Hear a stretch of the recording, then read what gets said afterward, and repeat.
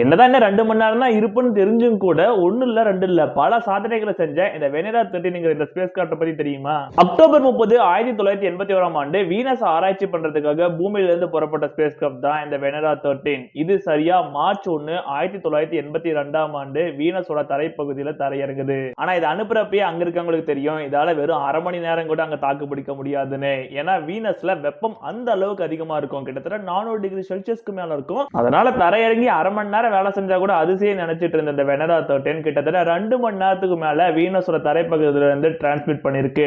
அதுல அது ஒன்றும் சாதாரண தகவல் அனுப்ப கிடையாது, வீனஸோட முதல் கலர் இமேஜ் அனுப்புச்சு. அது மட்டும் கிடையாது, இன்னொரு கிரகத்துல ரெக்கார்ட் பண்ண சவுண்ட் அனுப்புனதுல வெனரா 13 தான் முதல் ஸ்பேஸ் கிராஃப்ட். இதெல்லாம் மட்டும் கிடையாது, வீனஸோட நார்தன் ஹெமிஸ்பியரை மேப் பண்றதுக்கு இந்த வெனரா 13 தான் ஒரு மிகப்பெரிய உதவி செஞ்சிருக்கு. இந்த ஸ்பேஸ் கிராஃப்ட் உதவி மூலமா தான் வீனஸை பத்தி நம்ம நிறைய விஷயங்கள் தெரிஞ்சுக்கிட்டோம். இந்த மாதிரியான ஒரு மிகப்பெரிய சாதனை செஞ்ச இந்த ஸ்பேஸ் கிராஃப்டோட கதையை பத்தி நீங்க என்ன நினைக்கிறீங்க?